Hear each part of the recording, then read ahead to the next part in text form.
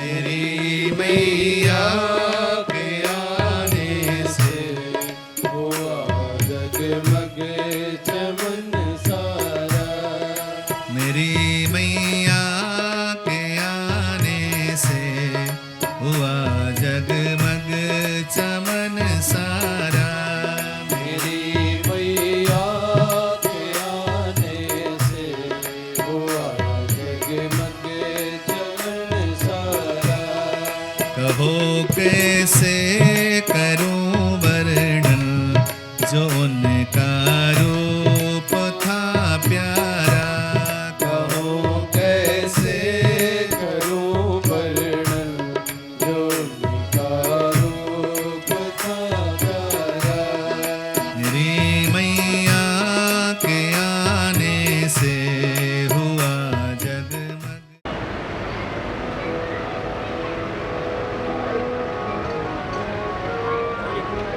Okay ठीक है।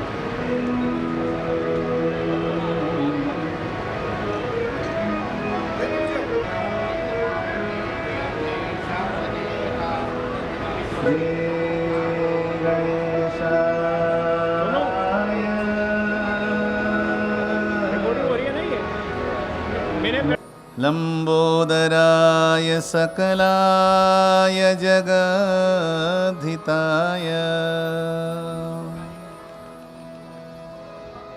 नागाननाय श्रुतियज्ञ विभूषिताय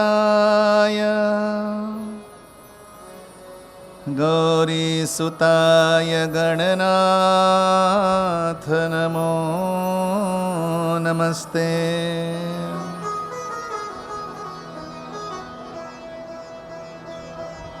या कुन्देन्दुतुषारहारधवला या शुभ्रवस्त्रामृता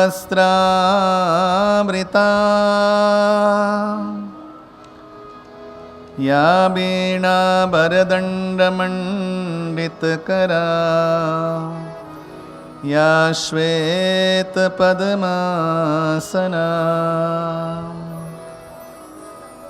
या ब्रह्मच्युतशङ्करप्रभृतिभिर्देवैः सदा वन्दिता। सा मां पातु सरस्वती भगवती निःशेषजाड्यापहा।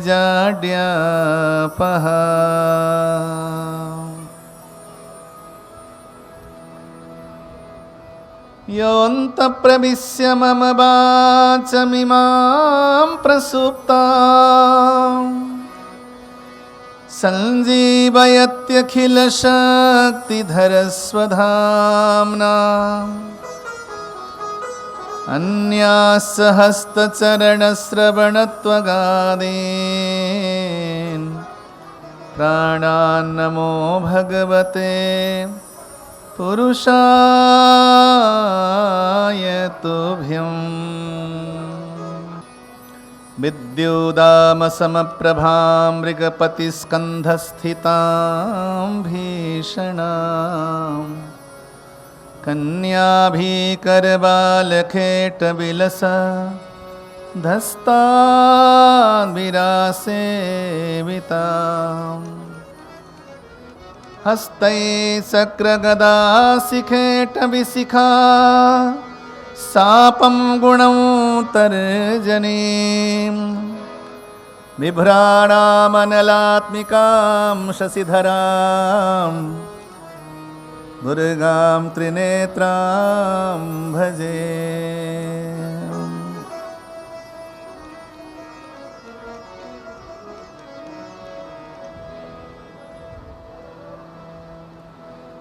आइए हनुमंत लाल जी विराजिए, कथा कहूँ मैं निजमति अनुसार,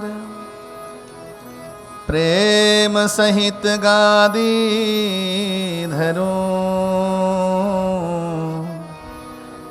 विराजिए पवन कुमार।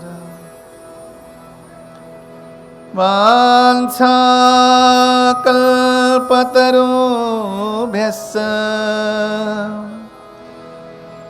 कृपा सिन्धुभ्यैव च पतितानां पावनेभ्यो वैष्णवेभ्यो नमो नमः। आइए मिलकर के भवान्याष्टकम का पाठ करते हैं।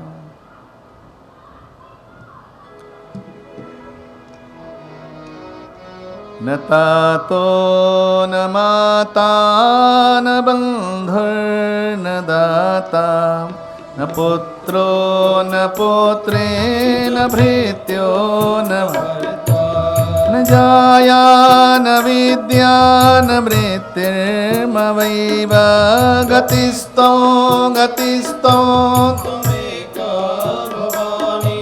गतिस्त्वं गतिस्त्वं त्वमेका भवानी गतिस्त्वं गतिस्त्वं त्वमेका भवानी।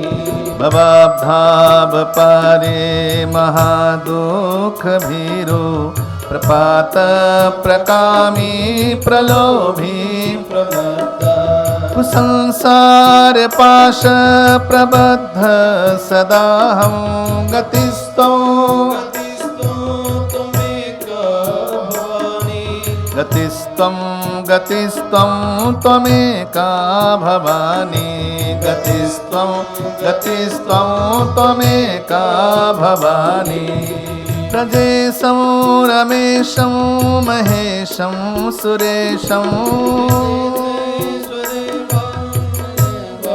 कदाचित् न जानामि चान्यत् सदाहं शरण्ये गतिस्त्वं गतिस्त्वं त्वमेका भवानी गतिस्त्वं गतिस्त्वं त्वमेका भवानी गतिस्त्वं गतिस्त्वं त्वमेका भवानी।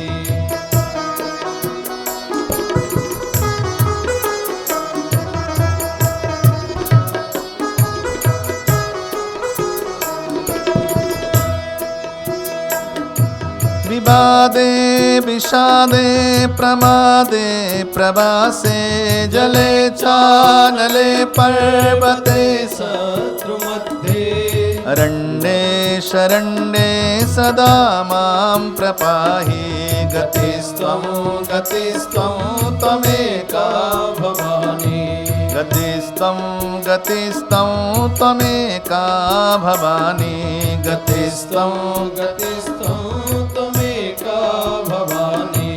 अनाथो दरिद्रो जरारोगयुक्तो महाक्षीण दीना सदा जातभक्त्या विपत्तो प्रविष्ट प्रणष्ट सदाहं गतिस्त्वं गतिस्त्वं त्वमेका भवानी गतिस्त्वं गतिस्त्वं त्वमेका भवानी गतिस्त्वं गतिस्त्वं त्वमेका भवानी गतिस्त्वं गतिस्त्वं त्वमेका भवानी।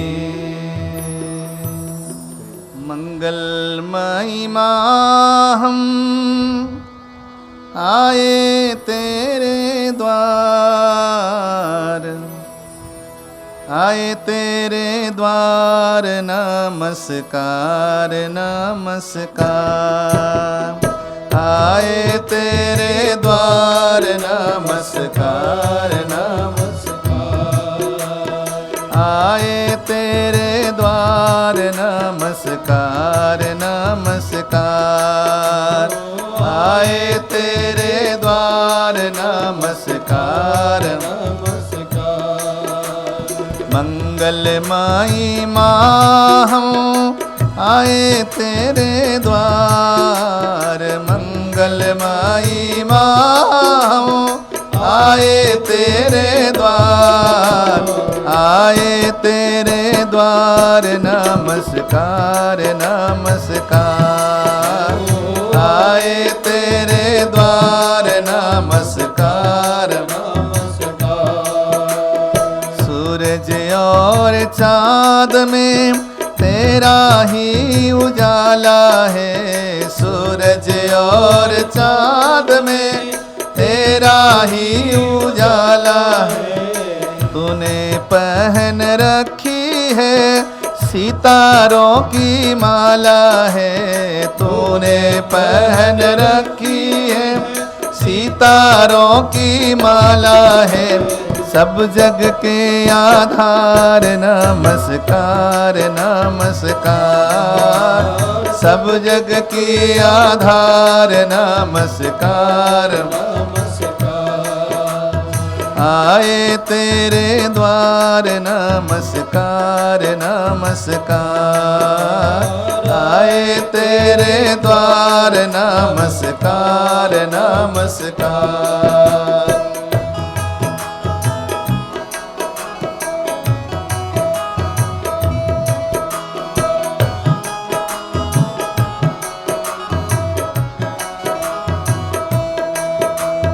पर्वतों की चोटियों को बादल हैं चूमते, पर्वतों की चोटियों को बादल हैं चूमते, पर्वतों की चोटियों को बादल हैं चूमते, पर्वतों की चोटियों को बादल हैं चूमते।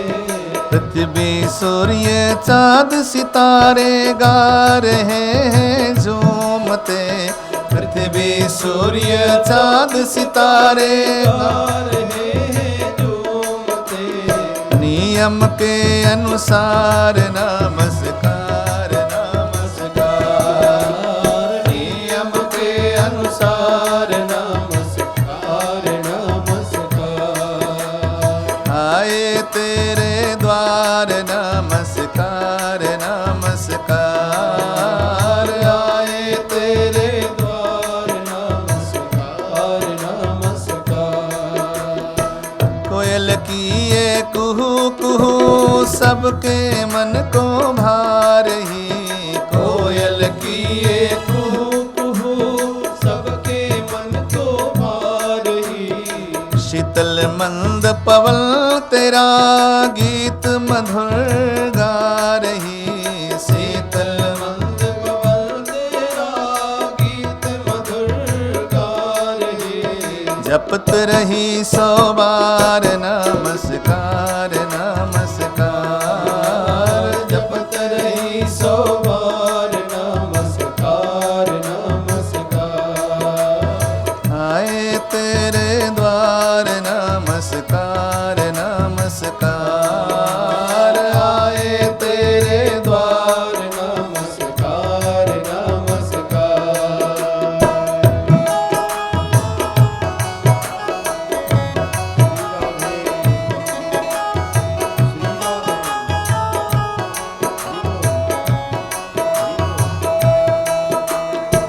मनुष्य तन को देखो कितना सुंदर बनाया है, मनुष्य तन को देखो कितना सुंदर बनाया है। मन बुद्धि और इंद्रियों को इसमें सजाया है, मन बुद्धि और इंद्रियों को इसमें सजाया है। अष्ट चक्र नव द्वार नमस्कार नमस्कार, अष्ट चक्र नव द्वार नमस्कार नमस्कार। आए तेरे द्वार नमस्कार नमस्कार, आए तेरे द्वार नमस्कार नमस्कार। आए तेरे द्वार नमस्कार नमस्कार, आए तेरे द्वार नमस्कार नमस्कार। जयकारा शेरावाली दा। बोल साचे दरबार की जय। श्रीमद्देवी भागवत महापुराण की जय। हनुमान जी महाराज की जय। वृंदावन बिहारी लाल की जय। नमः पार्वती पतये हर हर महादेव। आदिशक्ति माँ जगत जननी आदि भवानी माँ जगदम्बा पराम्बा के पावन चरणों में अनंत कोटि बार साष्टांग नमन दंडवत प्रणाम करते हुए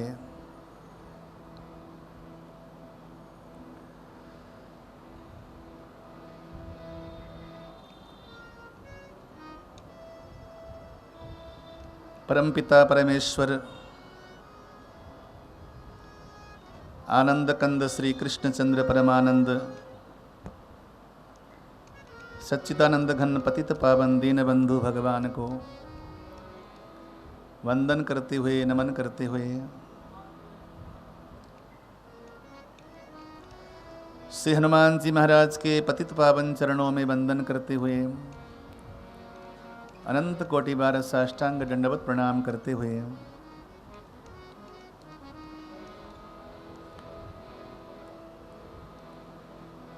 पंडाल वेदी पर विद्यमान आवाहित समस्त भगवान के श्री दिव्य विग्रह दिव्य वेदियों पर प्रतिष्ठित भगवान को वंदन करते हुए नमन करते हुए मंचस्थ विद्वान ब्राह्मण आचार्यों के हृदय में निवास करने वाली माँ शारदा को वंदन करते हुए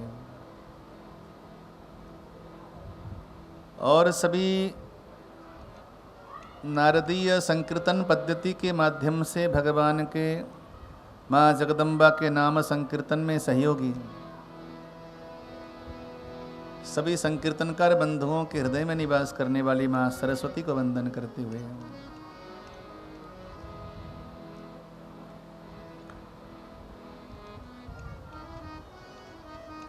माता श्रीमती मेवा देवी जी धर्मपत्नी वैकुंठवासी श्री रामेश्वर दास जी गर्ग जी माता जी के सानिध्य में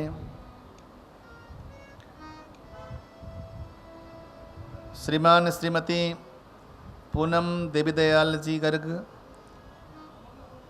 श्रीमान श्रीमती उषा अशोक जी गर्ग दीपांशु संचित प्रशांत सार्थक एवं समस्त नरमल परिवार गर्ग परिवार और परिवार के अति विशिष्ट कुटुंबीजन श्री सुभाष जी सुनीता जी श्री अमित जी कविता जी श्रेया शुभम जी तरुण एवं कनन गर्ग परिवार के पारिवारिक बंधु बांधव भ्रातृ भगिनी कुटुंबीजन आप सभी की निष्ठा को आप सभी की श्रद्धा को माँ जगदम्बा पराम्बा के चरणों में जो आपका अनुराग है उस अनुराग को वंदन करते हुए आप सभी के हृदय में विराजमान माँ जगदम्बा को आदि शक्ति जगत जननी माँ दुर्गा को नमन करते हुए वंदन करते हुए आज वासंतिक नवरात्र के इस पावन पर्व पर समायोजित श्रीमद् देवी भागवत नवाहा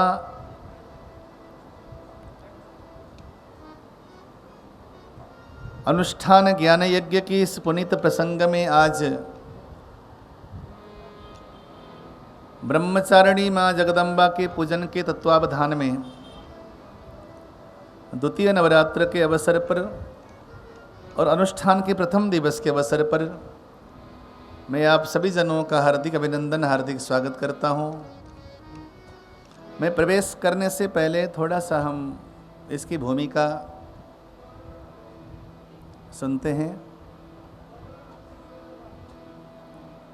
2 वर्ष पहले इसी मंच से श्रीमद् भागवतम को वाचने का सौभाग्य प्राप्त हुआ था और नरोमल परिवार के माध्यम से ही बड़ा सुंदर अनुष्ठान का आयोजन हुआ, सफल हुआ, परम आनंद हुआ। आज पुनः गर्ग परिवार में एक शुभ संकल्प जागृत हुआ और माँ जगदम्बा ने एन केन प्रकारेण इसको आज सार्थक कर दिया। बहुत दिव्य और भव्य रूप से हमने श्रीमद् देवी भागवतम का मंगलमय शोभा यात्रा, कलश यात्रा करी। कलश यात्रा के विषय में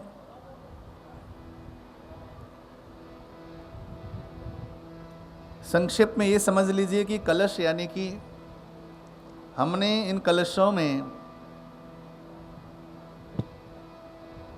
माँ जगदम्बा की जो दैवी सत्ता है, जो माँ जगदम्बा की दैवी शक्ति है,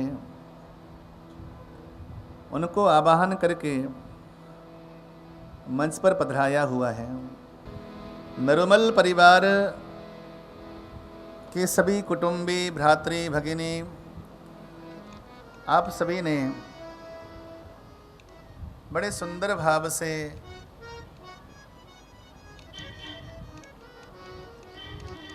कलश यात्रा के माध्यम से अपने पूर्वजों को, अपने पिता माता, पितृजनों को, कुल देवता को, कुल देवी को कथा मंडप पर पधराया, विराजमान कराया। ये कलश कोई सामान्य पात्र नहीं है, ये कलश स्वयं भगवती का मूर्तिमान विग्रह है। प्रेम से बोलो जय माता दी। जय माता दी। कृपया शांत रहिएगा, एकाग्र हो जाइएगा। माँ जगदम्बा का मूर्तिमान विग्रह है कलश।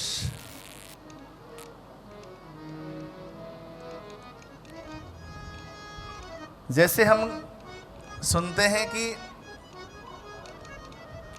हम यदि अपने पूर्वजों के लिए कोई आयोजन करें, पूर्वजों को सुनाने के लिए कोई आयोजन करें, हमारे पितृजन, हमारे पितरजन, वो कैसे सुनेंगे कथा को?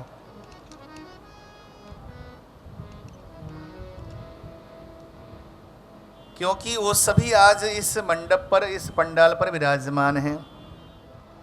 प्रेम से बोलिए जय माता दी। जय माता दी।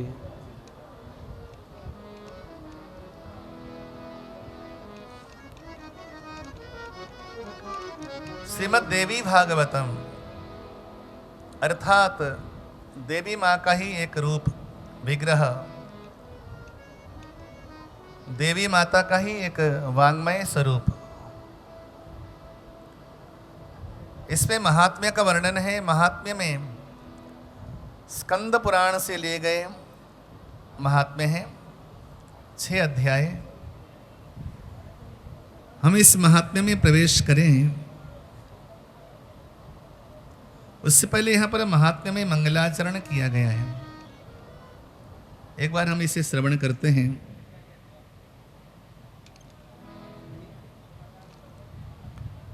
सृष्टो या सर्गरूपा जगदवन विधो पालिनीया च रौद्रे संहारे चापि यस्या जगदिदमखिलं क्रीडनं या पराख्या पश्यन्ति मध्यमाथो तदनु भगवती मैखरी वर्णरूपा सास्मद्वाचं प्रसन्ना विधिहरिगिरिशा राधितालङ्करोतु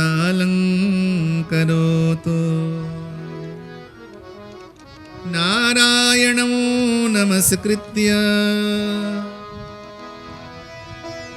नरं चैव नरोत्तमं देवीं सरस्वतीं व्यासं ततो जयमुदीरये।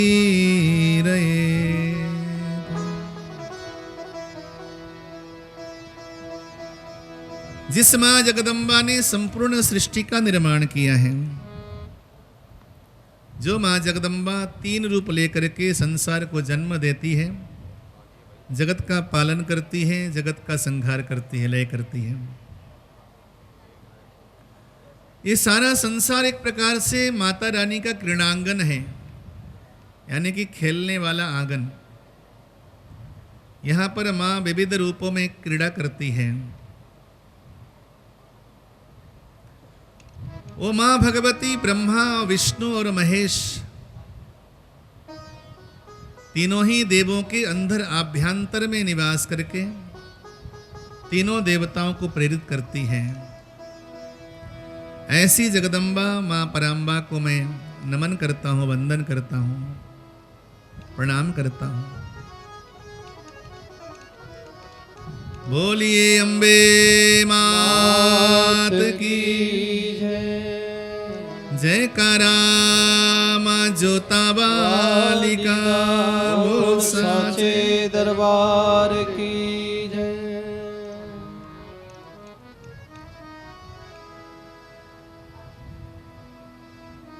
यहाँ पर ऋषिगणों ने प्रश्न किया है श्री सूत जी महाराज से।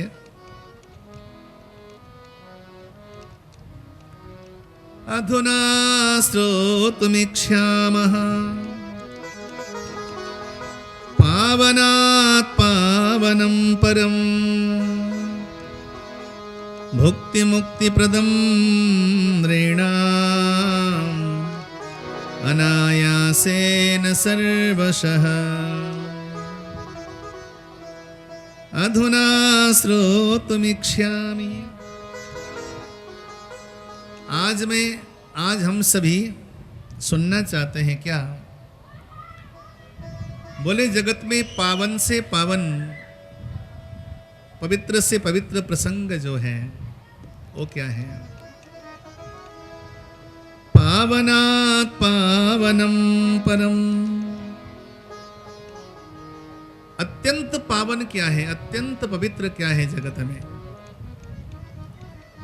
और न केवल पावन हो बल्कि भुक्ति मुक्ति प्रदम नृणाम्, मनुष्यों के लिए भुक्ति और मुक्ति दोनों वस्तु देने वाला, भोग और मोक्ष दोनों पदार्थ देने वाला, ऐसा कोई पावन प्रसंग सुनाइए ऋषिवर।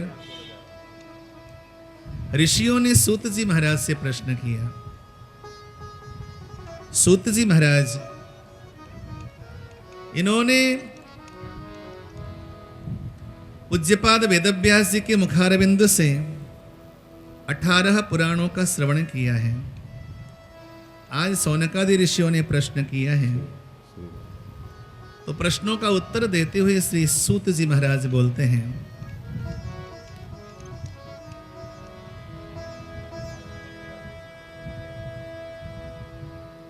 इस जगत में जितने भी मनुष्य जन्म लेते हैं, ये सच है कि सभी मनुष्यों का लक्ष्य मुक्ति ही है, मोक्ष ही है। लेकिन मोक्ष के पथ में प्रवेश करने से पहले संसार के भोग को भी भोगना अनिवार्य है। जो मनुष्य संसार के भोगों को भोगता नहीं, वो भोगों का परित्याग कैसे कर पाएगा? अर्थात भोगों का रस, उस रस में सार है या असार है, इसका ज्ञान कैसे करेगा? तेन त्यक्तेन भुंजी था उपनिषद का पहला मंत्र है। संसार के सभी भोगों का त्याग पूर्वक भोग करो। या दूसरा अर्थ यह है, तेन त्यक्तेन भुंजी था, आप संसार के सभी पदार्थों का भोग करो और भोग करने के बाद उनका त्याग करो। दोनों का अलग अलग अर्थ है। अर्थात आपने जिन चीजों का कभी भोग किया ही नहीं, उसे आप त्यागोगे कैसे? जब तक आप किसी चीज का अनुभव करोगे नहीं, तो अनुभव के बिना आप किसी चीज का त्याग नहीं कर पाओगे। त्यागा उसी को जाता है जिसके विषय में हमें ज्ञान हो कि वस्तु हमारे योग्य नहीं है, तो उस वस्तु का त्याग किया जा सकता है। प्रेम से बोलिए जय माता दी। जय माता दी। यहाँ पर बड़ा सुंदर प्रश्न किया है ऋषियों ने। भुक्ति मुक्ति प्रदम नृणाम् अनायासेन सर्वशः। जहां मनुष्यों को भोग मिले और भोग के बाद ही वो मुक्ति के मार्ग में जाए, बड़ा सुंदर प्रसंग है ये, समझने वाला। यदि आपने जीवन में भोग नहीं किया है, भोग का रस नहीं चखा है आपने, तो मुक्ति का रस भी नहीं चख पाओगे। हमारे गुरुदेव महाराज कहा करते थे, जिस इंसान ने एक बिंदु का आनंद नहीं लिया, वो सिंधु का आनंद कैसे लेगा?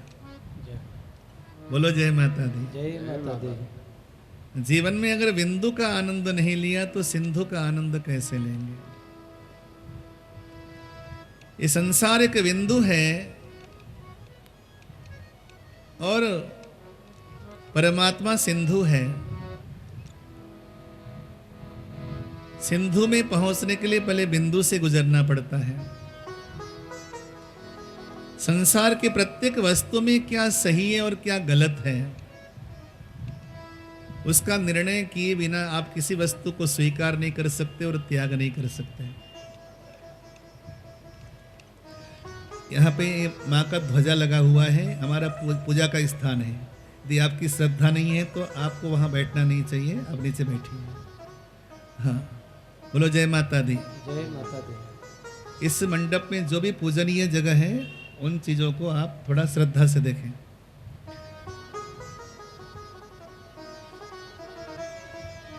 अष्टादश पुराणानि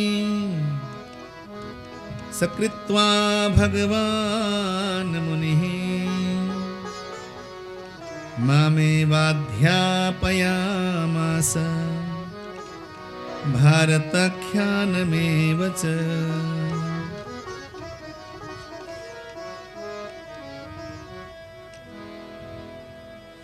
श्री सूत जी महाराज बोले,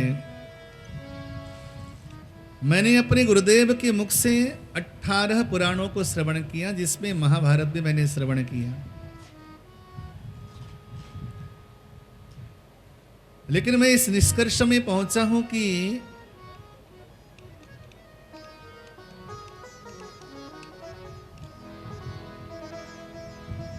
संपूर्ण जगत का सार तो केवल जगदम्बा है। सारे जगत का रस केवल जगदम्बा है। आप यूं समझिए जैसे गुलाब का पुष्प है, उस पुष्प में जो सुगंध है वो जगदम्बा है। आप यूं समझिए जैसे कि जल में शीतलता है, वो जगदम्बा है। जैसे अग्नि है, अग्नि की ज्वाला में जो ताप है वो जगदम्बा है। आकाश में जो अनंतपन है वो जगदम्बा है। धरती में जो सुगंध है वो जगदम्बा का रूप है। तत्र गंधवती पृथ्वी, पृथ्वी का गुण सुगंध होता है। संपूर्ण जगत में जहां भी आपको सार मिलेगा, वो जगत का सार ही जगदम्बा है।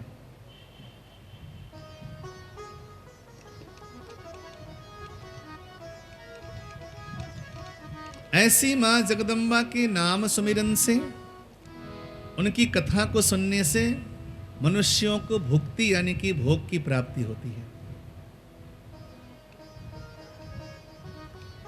जो जगदम्बा पराम्बा के नाम का चिंतन करते हैं ऋषिजन, जो उनकी पावन कथामृत का श्रवण करते हैं, वो निश्चित है कि संसार के किसी भोग से अतिरेक नहीं हो सकते।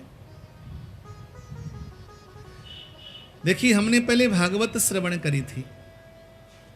श्रीमद् भागवतम का सिद्धांत बिल्कुल अलग है और श्रीमद् देवी भागवतम का सिद्धांत बिल्कुल अलग है। भागवत जी का सिद्धांत केवल भगवान को पाना है। भागवत जी का मूल तत्व ही भगवान को पाना है, लेकिन श्रीमद् देवी भागवतम का मूल सिद्धांत भगवान को पाना नहीं है। इसका मूल सिद्धांत संसार को पाना है, जगत को प्राप्त करना है। दोनों का सिद्धांत अलग अलग इसलिए है, दोनों का दृष्टिकोण अलग अलग इसलिए है क्योंकि महापुरुष कहते हैं संसार को जाने बिना संसार के स्वामी को हम जान नहीं सकते। संसार को पहचाने बिना संसार के मालिक को हम पहचान नहीं सकते। ये जगत ही तो है जिसके द्वारा हम संसार के जगत के स्वामी को हम जान सके, पहचान सके। जिसने जगत का शोध नहीं किया, जिसने संसार का शोध नहीं किया, वो परमात्मा का शोध भी नहीं कर सकता। तो जगदम्बा की शोध, जगदम्बा को जानने के बाद ही जगदीश को जाना जा सकता है। ये इसका दृष्टिकोण है। इसमें प्रवेश करने से पहले मैं जगदम्बा परम्बा को वंदन करता हूं, स्तुति करता हूं एक सुंदर से भजन भाव के साथ। उसके बाद फिर आगे प्रसंग में प्रवेश करेंगे। मां को बुलावे, हे जगदम्बा आप आए सिंह वाहिनी, सिंह सवार होकर के आए, भक्तों के मन के भाव को स्वीकार करें।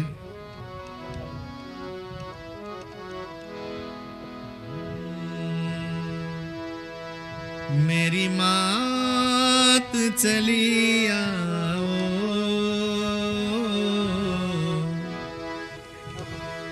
मेरी मात चली आओ,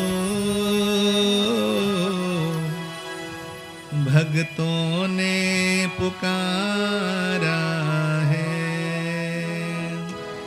मेरी मात चली आओ, भक्तों ने पुकारा है। मेरी मात चली आओ, भक्तों ने पुकारा है। मेरी मात चली आओ, भक्तों ने पुकारा है। भक्तों ने पुकारा है, हम तेरा सहारा है। भक्तों ने पुकारा है, हम तेरा सहारा है। आ जाओ,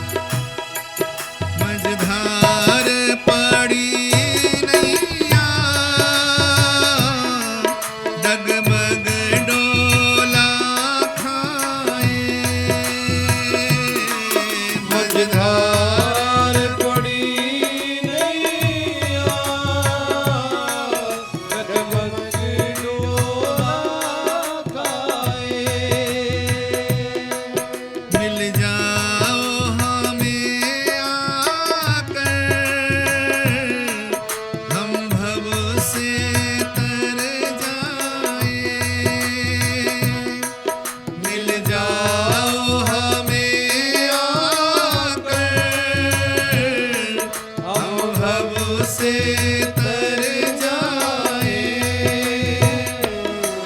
हम जैसे अनाथों का एक तू ही सहारा है। मेरी मात चली आओ, भक्तों ने पुकारा है। मेरी मात चली आओ, भक्तों ने पुकारा है। जय माता दी।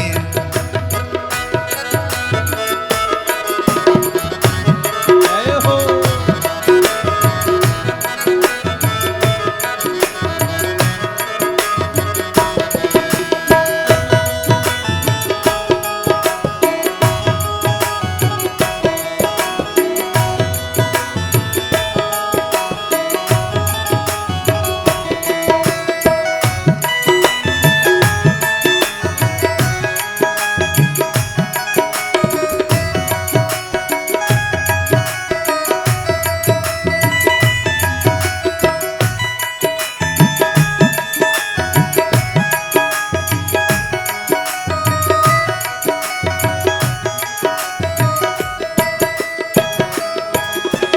चारों तरफ छाया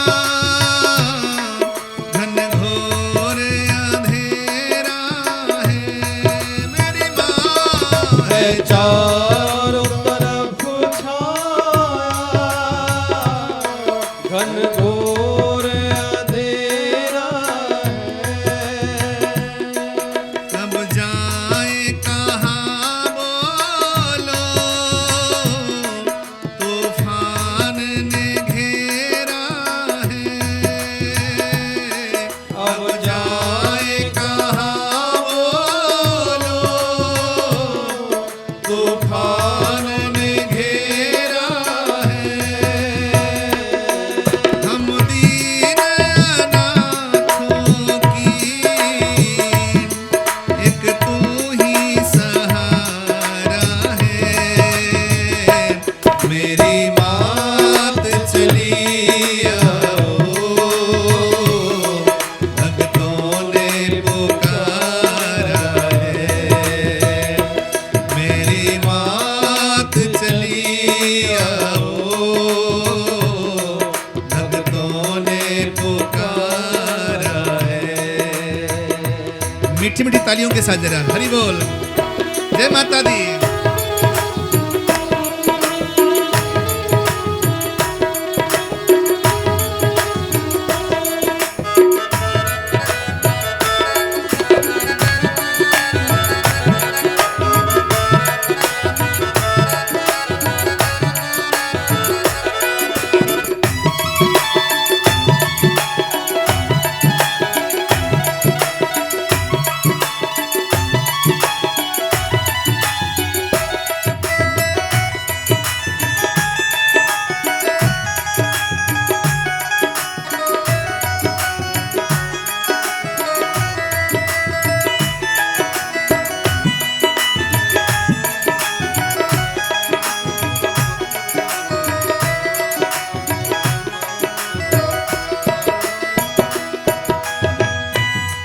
मैया तेरे चरणों की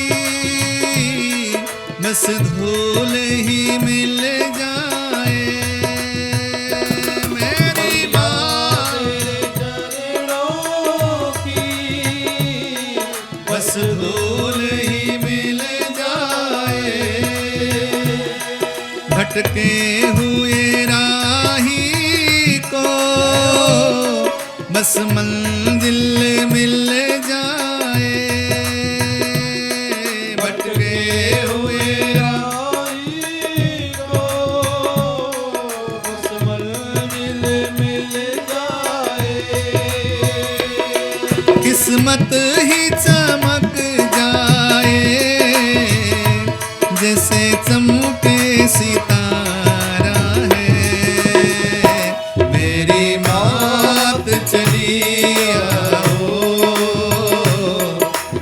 भक्तों ने पुकारा है, मेरी मात चली आओ, भक्तों ने पुकारा है,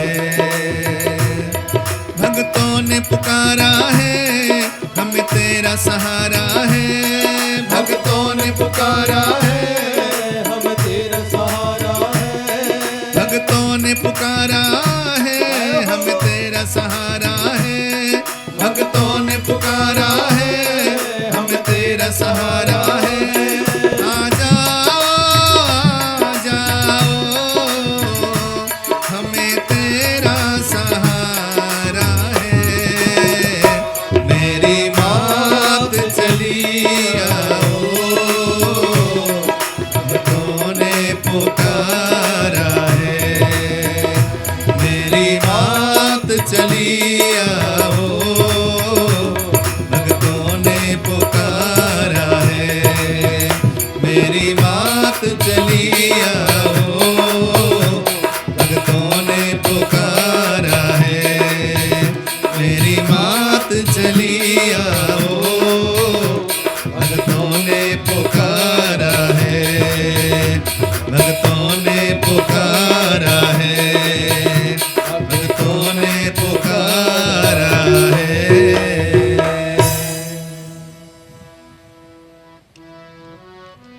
जयकारा मां जोता वाली दा, बोल बोल साचे साचे दरबार की जय।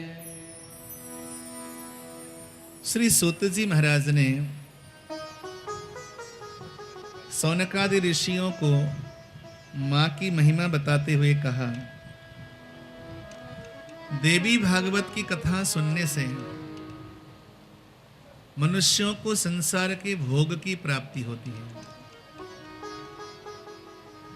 दुनिया में जितने भी भोग के साधन हैं,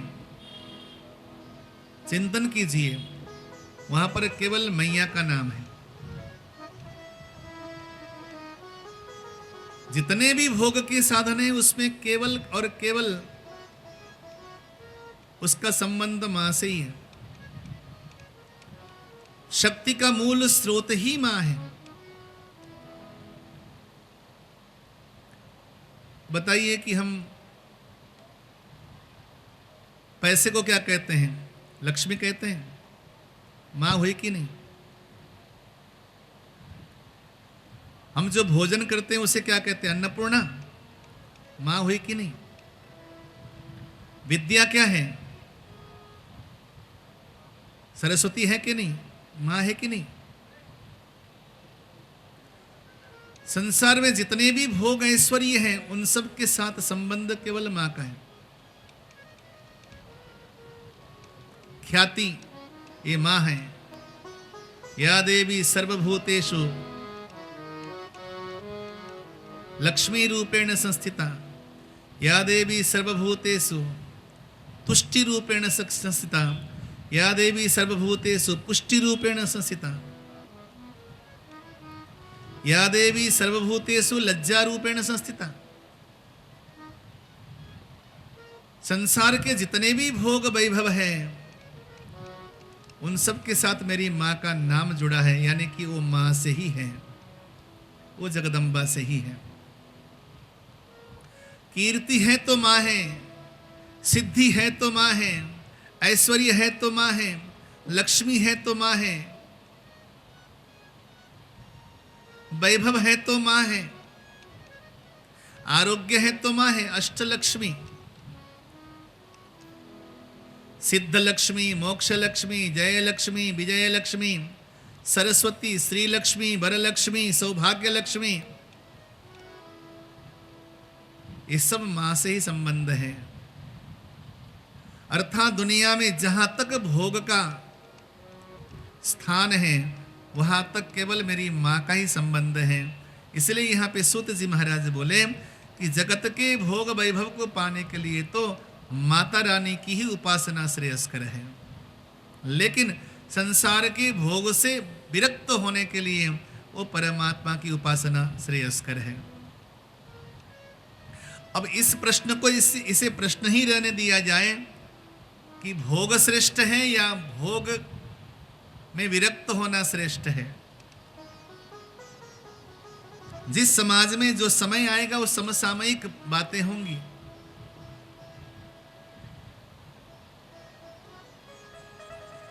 हमारे गुरुजी सुनाया करते थे, जिसने संसार के भोग वैभव को देखा नहीं वो कभी परमात्मा को भी देख नहीं पाएगा। ये सच है कि संसार का जो भी भोग है उसके पीछे रोग का भय लगा रहता है। भोगे रोग भयम सुखे क्षय भयम वित्ते च राज्ञो भयम विद्यायाम कलिभिस्तपे कर्ण भीम रूपा भयम योषिति। लेकिन जीवन का शुभारंभ भोग से है।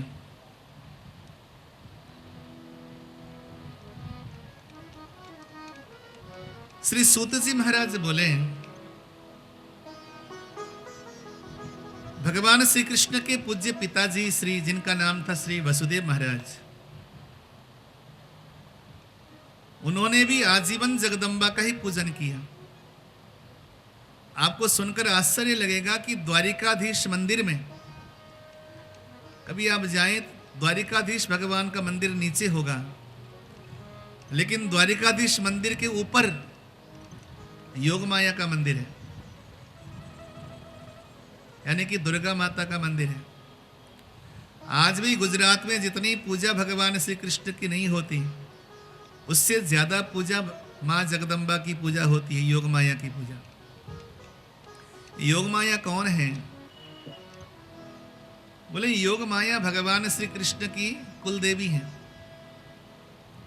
आपने कृष्ण कथा में श्रवण किया होगा, जब भगवान का प्राकट्य हुआ था, भगवान तो वसुदेव के घर में मां देवकी के गर्भ से प्रकट हुए, लेकिन नंद भवन में मां यशोदा के गर्भ से योगमाया का जन्म हुआ था। उस योगमाया को कंस ने धरती पर पटक के मारना चाहा, लेकिन आसमान में चली गई, छिड़क गई। आसमान में 18 भुजा दुर्गा बन गई हैं और बोली कि हे मंद भागी कंस, तो मुझे क्या मारेगा, तुझको मारने वाला तो प्रकट हो चुका है।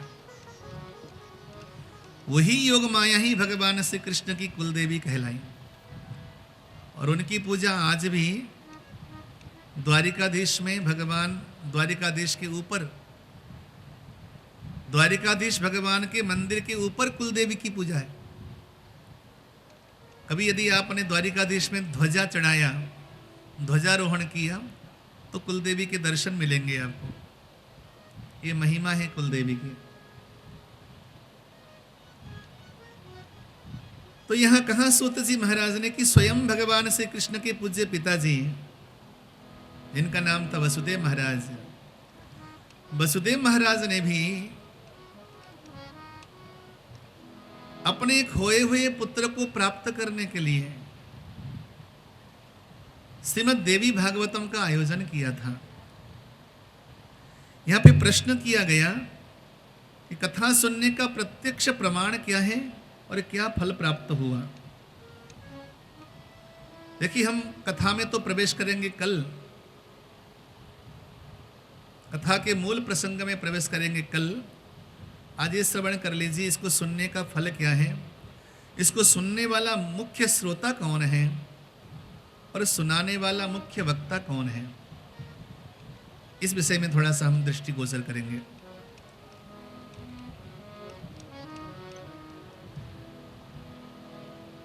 द्वारिका में एक अति प्रसिद्ध धनपति व्यक्ति रहा करते थे, जिनका नाम था सत्राजीत।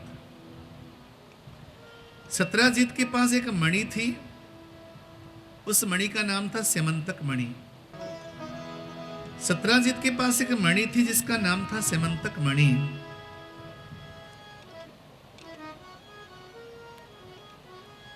भगवान श्री कृष्ण ने सत्राजीत से कहा कि आप इस मणि को लाकर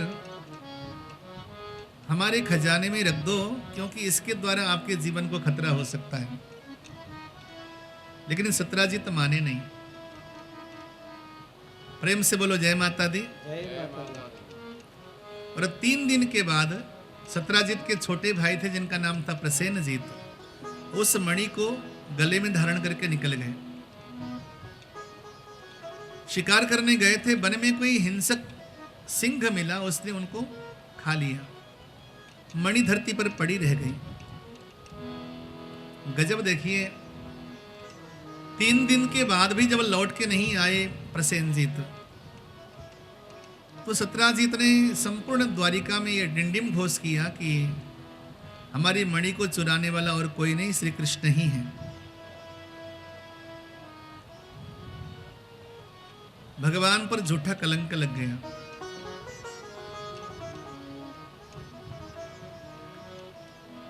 जीवन में कलंक से घबराना नहीं चाहिए, यह श्री कृष्ण ने सिखाया।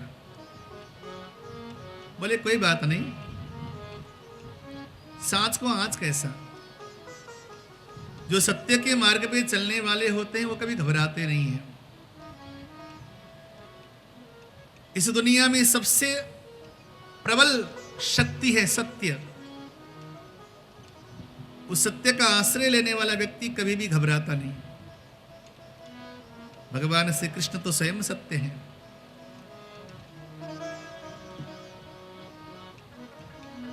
पांच यादवों को लेकर के वन की ओर निकल पड़े भगवान श्री कृष्ण। इसमें आया है कि कई वर्ष बीत गए,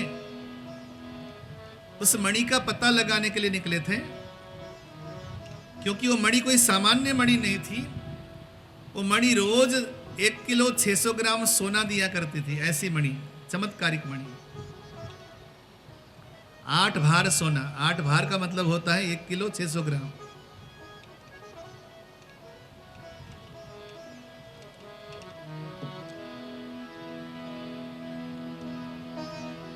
कई महीने बीत गए, कई वर्ष बीत गए।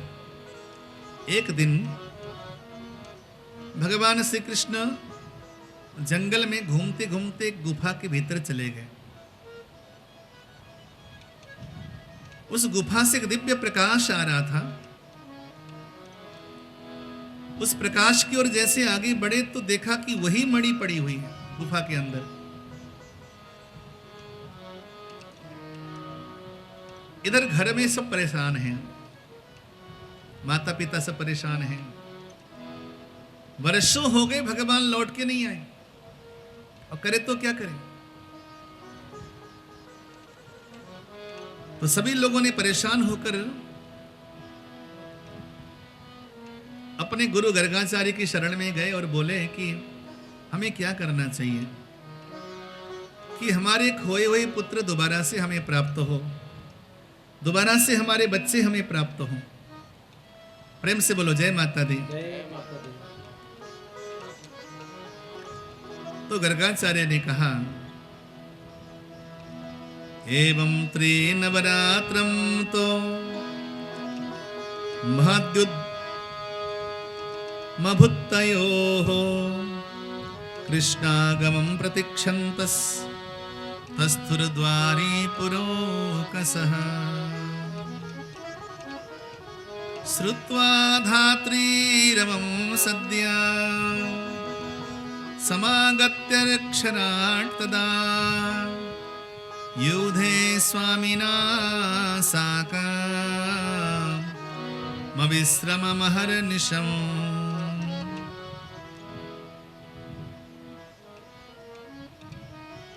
एक काम कीजिए, अभी आश्विन का महीना आने वाला है। हमारे यहाँ 4 नवरात्र आते हैं। पहला नवरात्र होता है आश्विन के महीने का, जिसे हम शरदीय नवरात्र कहते हैं। दूसरा नवरात्र होता है वासंतिक नवरात्र,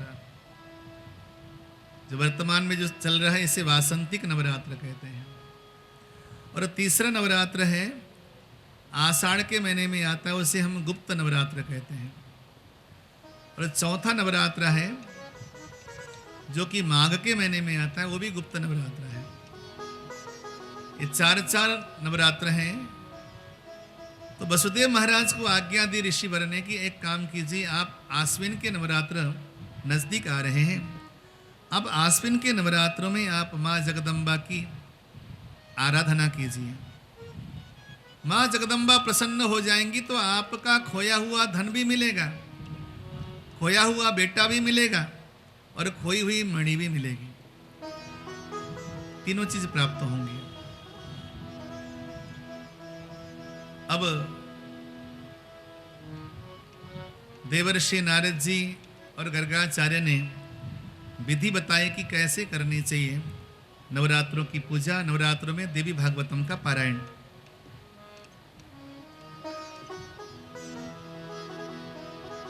बोले कि प्रतिपदा के दिन मां जगदम्बा को आप एक दिव्य सिंहासन पर पधराइए, सुंदर से पात्र में जौ रोपण कीजिए, बीज रोपण कीजिए और उसमें कलश की प्रतिष्ठा कीजिए। उत्तम ब्राह्मण को बुला करके श्रीमद् देवी भागवतम का पारायण करिए। सुनने का विधान यह है कि सूर्योदय से आरंभ करके मध्याह्न काल में 2 घटी पर्यंत विश्राम करके शाम को सूर्यास्त पर्यंत इसका श्रवण कीजिए। प्रेम से बोलो जय माता दी। जय माता दी। आवाज क्लियर है आपके पास क्या? ठीक है। प्रातःकाल सूर्योदय से आरंभ करके मध्याह्न में 2 घड़ी अर्थात 48 मिनट तक मध्याह्न काल में कोई कथा नहीं होती और शाम को सूर्यास्त पर्यंत लगभग 11 घंटा 12 मिनट। बोलो जय माता दी। जय माता दी। 11 घंटा 12 मिनट लगातार कथा श्रवण करेंगे तो कथा सुनने का फल प्राप्त होगा। ये द्वापर युग की बात है। कलियुग में तो बहुत कम संक्षिप्त करके, क्योंकि कलिकाल में तो बहुत कम समय में भी हम बहुत बड़ा लाभ प्राप्त कर सकते हैं। सूर्योदय से आरंभ करके सूर्यास्त पर्यंत मां जगदम्बा की महिमा का वाचन हुआ। 9 दिन तक लगातार नवाह पारायण।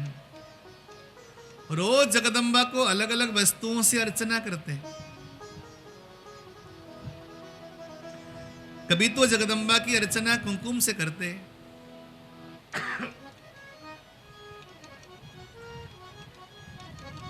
कभी जगदम्बा की अर्चना हरिद्रा से करते और कभी जगदम्बा की अर्चना बिल्वपत्र से करते हैं, कभी अबीर और गुलाल से करते हैं। सुवर्ण लाजा इत्यादि की वृष्टि होने लगी, सब जगह जय ध्वनि मंगल ध्वनि होने लगे और भगवान श्री कृष्ण के पिताजी ने 9 दिन तक सिद्ध आसन पे बैठकर मां जगदम्बा की महिमा श्रवण करी। और आज इतना चमत्कार हुआ कि उस यज्ञ मंडप में स्वयं जगदम्बा भगवती प्रकट हो गई। बोली अम्बे मात की जय। ततः समाप्ते नियमे बागुवाचा शरीरिणी प्रसन्नाहं मुने कार्य सिद्धिस्त्वत् भविष्यति। भूभार हरणार्थाय मया संप्रेरितो हरिः वसुदेवस्य देवक्यां स्वांसेनावतरिष्यति। मां जगदम्बा ने प्रकट होकर के वसुदेव महाराज से कहा, भगवान हरि श्री कृष्ण साक्षात पूर्ण ब्रह्म नारायण हैं। वो बहुत जल्दी द्वारिका में अवतरित होंगे, यानी कि प्रकट होंगे। अपने कार्य को सिद्ध करके शीघ्र ही लौट के आएंगे। आप निश्चिंत रहिए। हे वसुदेव महाराज, आपकी पूजा के द्वारा मैं अति प्रसन्न हूँ। ऐसा कहकर माँ जगदम्बा ने वहाँ पर अपने 9 अक्षर वाला जो नवार्ण मंत्र है उसकी महिमा का गान किया। सुदिने शुभ नक्षत्रे कथारंभ मथा करोत कथा विघ्न विघातार्थम विजाजे पुरनवाक्षरम। हे वसुदेव महाराज, सही दिन में भागवत की कथा शुभारंभ होना चाहिए। नवरात्र इसके लिए सबसे श्रेष्ठ दिन है। बोलो जय माता दी। जय माता दी। और कथा में किसी प्रकार का विघ्न ना आए, इसलिए आपको समय समय पर नवार्ण मंत्र का जाप भी करते रहना चाहिए। वो नवार्ण मंत्र क्या है? बोले ओम ऐम ह्रीम क्लीम चामुंडाई विच्चे। इसको ऐसे भी जब किया जा सकता है, ओम ऐं ह्रीं क्लीं चामुंडायै विच्चे, या फिर ओम ऐं ह्रीं क्लीं चामुंडायै विच्चे। इस प्रकार जो नवार्ण मंत्र का जाप करेगा, कथा में जो विघ्न है उन विघ्नों को दूर कर देगा। इस प्रकार वसुदेव महाराज ने माता के द्वारा बताए गए माध्यम से, नारद जी के द्वारा बताए गए मार्ग के माध्यम से श्रीमद् देवी भागवतम का पारायण किया। गर्गाचार्य के श्रीमुख से इस पारायण को श्रवण किया और परिणाम ये हुआ कि आज लड़ते लड़ते भगवान श्री कृष्ण को 28 दिन हो गए थे। उधर श्री जामवंत महाराज के साथ उनका युद्ध आरंभ हो गया था, क्योंकि उन्हें मणि मिल गई थी। वो मणि श्री जामवंत महाराज जी के कब्जे में थी।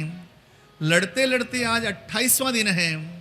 इधर कथा का भोग डलना था, उधर भगवान ने जामवंत महाराज को पटक दिया और तत्काल भगवान को पहचान गए और उन्होंने आकर के हाथ जोड़कर श्री जामवंत महाराज जी ने आकर भगवान श्री कृष्ण की विनय पूर्वक वंदन करी। सेवासी भगवान कृष्ण मद्दौरात्म्यं क्षमस्व भो, ब्रूयत करणीयं मे मृत्योहम तब सर्वथा। हे श्री कृष्ण, आज मैं आपको समझ गया, आप स्वयं ही हमारे राम जी हैं।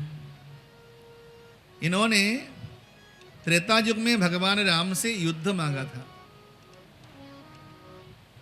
मन में कोई भी वासना हो तो वासना भगवान के लिए होनी चाहिए। यदि आपके मन में भगवान के लिए वासना है तो भगवान एक दिन पूरा कर देगा। वासना अगर पैसों के लिए हो तो पैसों की वासना भी भगवान से हो। वासना मान वैभव की हो तो मान वैभव की वासना भी भगवान से हो।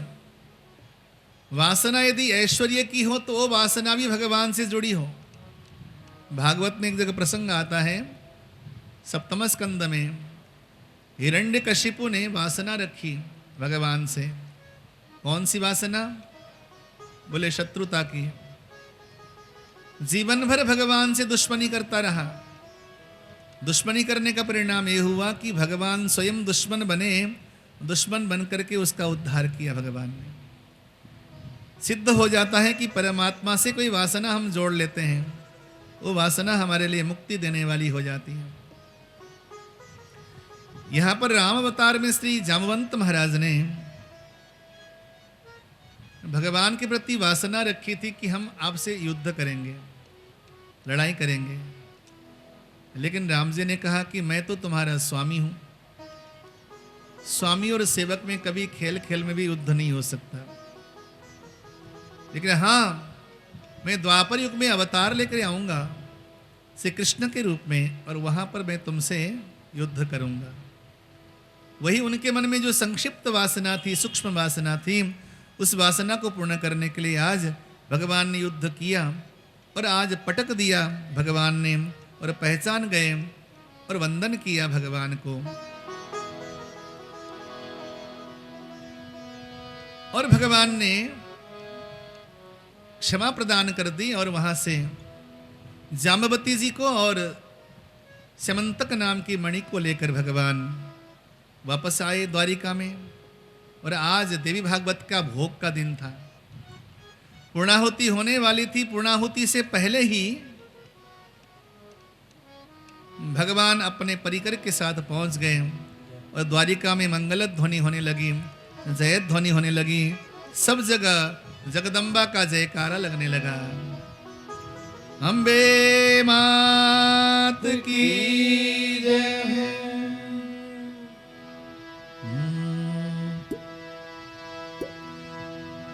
आज उस यज्ञ मंडप में स्वयं जगदम्बा प्रकट हुई है। वसुदेव महाराज आज यजमान की गद्दी पर विराजमान है और स्वयं श्री कृष्ण जहां पर हो वहां पर जगदम्बा कैसे प्रकट न हो। मां जगदम्बा प्रकट हुई हैं और प्रकट होकर के दर्शन दे रही हैं। आज मां जगदम्बा के आने से चारों ओर आनंद महोत्सव है। भक्तों का बड़ा सुंदर भाव है। मेरी मैया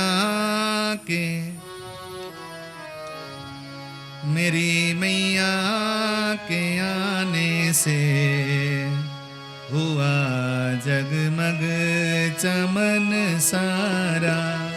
मेरी मैया के आने से हुआ जगमग चमन सारा। मेरी मैया के आने से हुआ जगमग चमन सारा। मेरी मैया के आने से हुआ जगमग चमन सारा। कहो कैसे करूं वर्णन जो उनका रूप था प्यारा। कहो कैसे करूं वर्णन जो उनका रूप था प्यारा। मेरी मैया के आने से हुआ जगमग चमन सारा। मेरी मैया के आने से हुआ जगमग चमन सारा।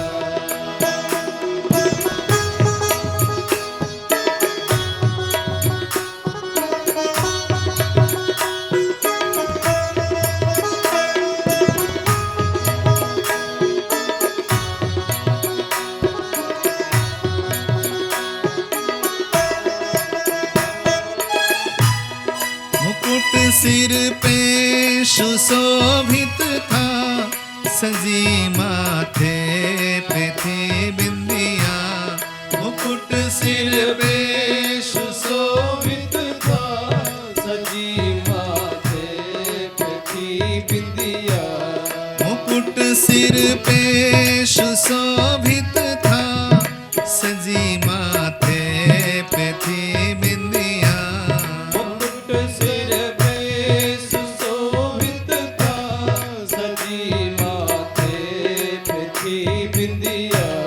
सजी माथे पे थी बिंदिया। सजी माथे पे थी बिंदिया। सजी माथे पे थी बिंदिया।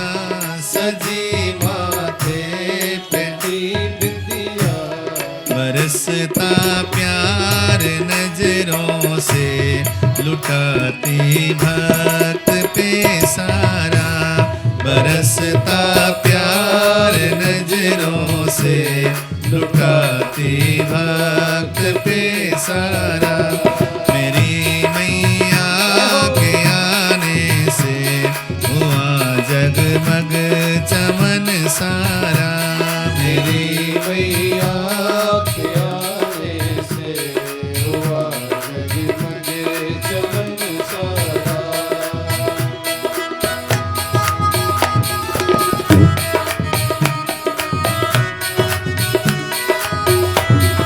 जय माता दी, जय माता दी।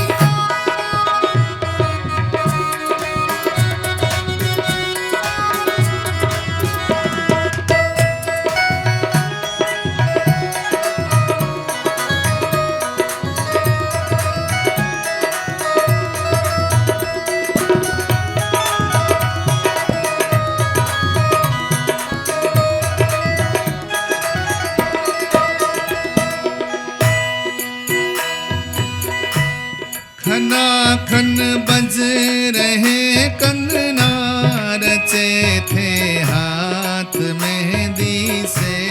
खना खन बज रहे कंगना, रचे थे हाथ मेहंदी से। रचे थे हाथ मेहंदी से।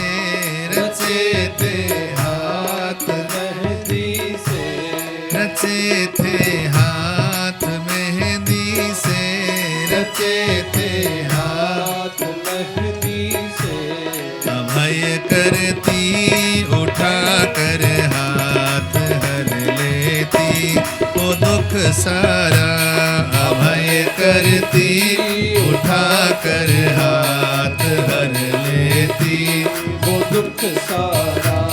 मेरी मैया के आने से हुआ जगमग चमन सारा, मेरी मैया के आने से हुआ जगमग चमन सारा।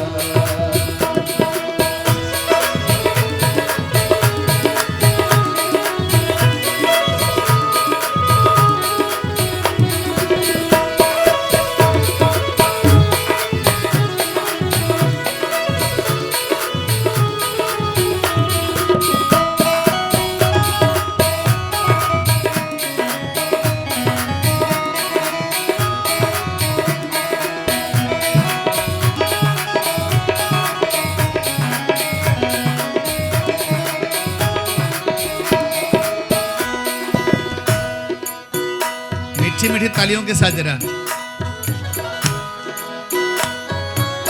आलस्य दूर भाग जाएगा।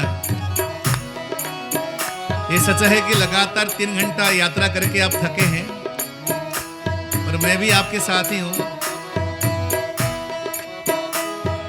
तो थकान है, लेकिन कथा शुभारंभ करने का मुहूर्त यही था, तो इसी मुहूर्त में शुभारंभ करना था, हमने कर दिया। वैसे तो जीवन में हम हमेशा भूखे भी रहते हैं, प्यासे भी रहते हैं। आज जगदम्बा के नाम से 2-3 घंटे के लिए भूखे प्यासे रह लो, माँ के नाम पे आज समर्पित कर दो, तालियों के साथ।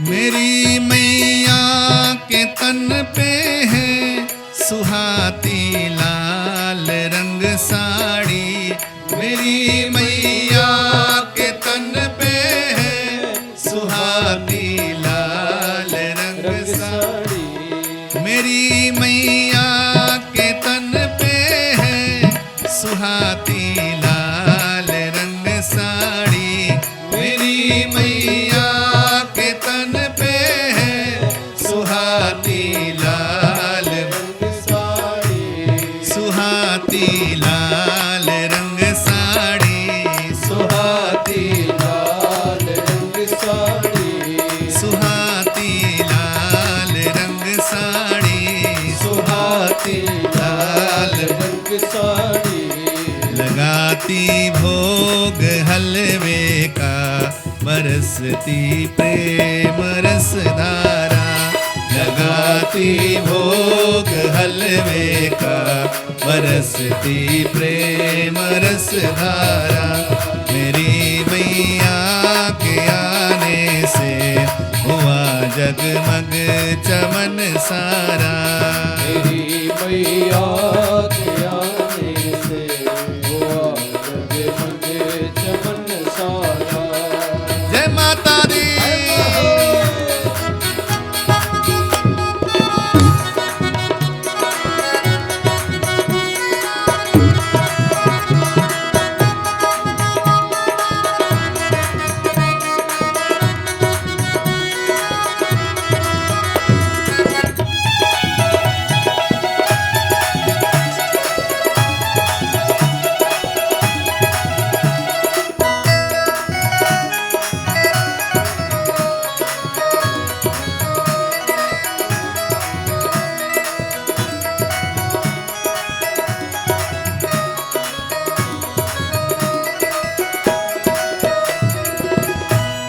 सवारी सिंह की करती विपद भक्तों के है हरती, सवारी सिंह के करती विपद भक्तों के है हरती, सवारी सिंह की करती, विपद भगतों के है हरती। सवारी सिंह की करती, विपद भक्तों के है हरती।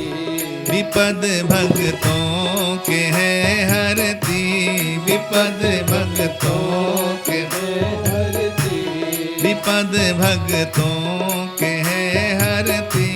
विपद भगतों के है हरती।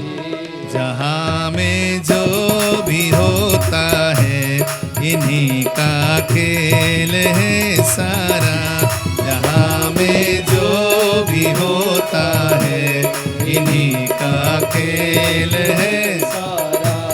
मेरी मैया के आने से हुआ जगमग चमन सारा। मेरी मैया के आने से हुआ जगमग चमन सारा। एक बार दोनों बाजू के साथ खोल करके, हाथों को खोल करके। मेरी मैया के आने से हुआ जगमग चमन सारा। मेरी मैया के आने से हुआ जगमग चमन सारा। मेरी मैया के आने से हुआ जगमग चमन सारा। मेरी मैया के आने से हुआ जगमग चमन सारा। मेरी मैया के आने से हुआ जगमग चमन सारा। मेरी मैया के आने से हुआ जगमग चमन सारा। हुआ जगमग चमन सारा। हुआ जगमग चमन सारा।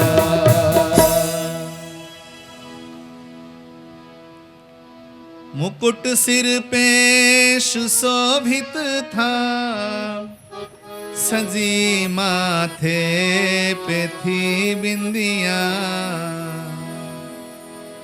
मुकुट सिर पे सुशोभित था, सजी माथे पे थी बिंदिया। बरसता प्यार नजरों से, लुटाती भक्त पे सारा। मेरी मैया के आने से हुआ जगमग चमन सारा। वसुदेव महाराज के यज्ञ में स्वयं जगदम्बा प्रकट हो गई और जगदम्बा प्रकट होकर दर्शन देती हैं। उधर भगवान श्री कृष्ण भी आए यज्ञ मंडप में और आकर के मां जगदम्बा की स्तुति करी श्री कृष्ण ने, क्योंकि जगदम्बा की जो आह्लादिनी शक्ति है, श्री कृष्ण की जो आह्लादिनी शक्ति है, वही तो जगदम्बा है। बोलो जय माता दी। जय माता दी। यदि परमात्मा शरीर है तो शरीर में रहने वाली जो आत्मा है वो आह्लादिनी शक्ति है मां। मां के बिना परमात्मा भी निष्प्राण है, प्राण रहित है। इसलिए तो हम कहते हैं कि राधे राधे रट्टो चले आएंगे बिहारी। क्यों? राधा रानी के नाम में वो शक्ति है कि कन्हैया कहीं छुपा होगा, चुपचाप चला आ जाता है।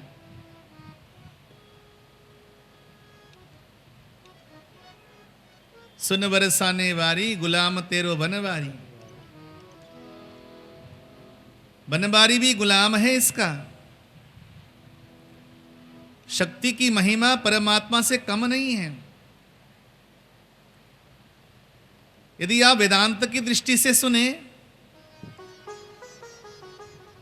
तो हमारे लिए जो प्राप्य है वो केवल परमात्मा है, लेकिन अगर लौकिक दृष्टि से सुने तो हमें जो प्राप्य है वो संसार है। और संसार का सुख जिसने न भोगा होगा वो परमात्मा का सुख भी नहीं पा सकता। एक संत कहा करते थे,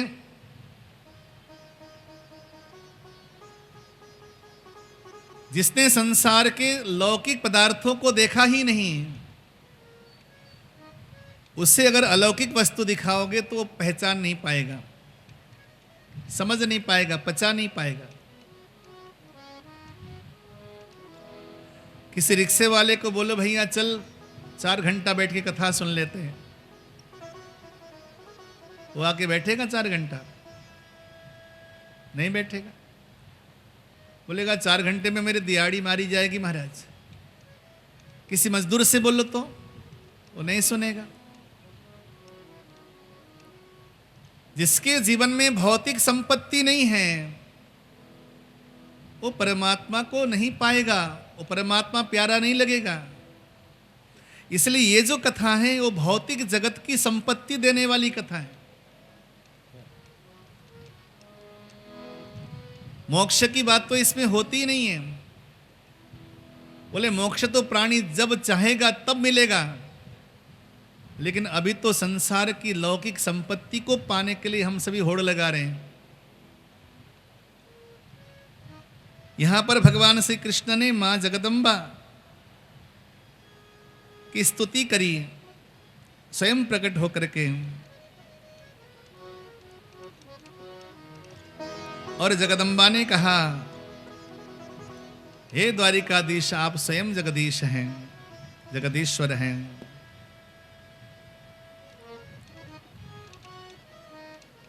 यहां पे बड़ा सुंदर प्रसंग आता है। एक महात्म्य अगस्त्य जी और कार्तिकेय का संवाद है। सूत जी महाराज सौनकादि ऋषियों को एक और प्रसंग सुना रहे हैं। आदिकाल की बात है। वैवस्वत मनु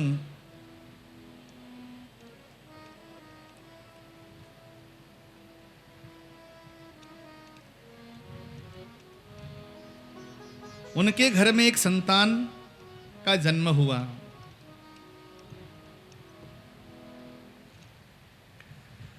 गुरुवर वशिष्ठ को आचार्य बना करके पुत्र कामेष्टि यज्ञ का आयोजन किया गया। संकल्प था कि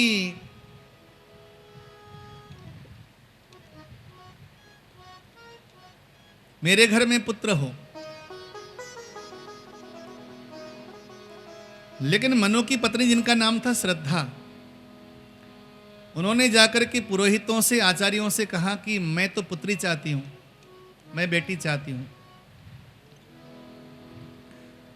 देखो 9 महीने तक गर्भ में तो मैं रखूंगी ना बच्चे को। जो गर्भ में रखने वाली मां है वो क्या चाहती है, वो बेटा चाहती है कि बेटी चाहती है, पहले उससे पूछना चाहिए। तुम पहले से ही जो है पुत्र की चाह में यज्ञ करते जा रहे हो, लेकिन मैं तो बेटी चाहती हूं। तो पुरोहितों ने संकल्प को चेंज कर दिया। बोलो जय माता दी। जय माता दी। संकल्प में बड़ी शक्ति होती है, बड़ी ताकत होती है।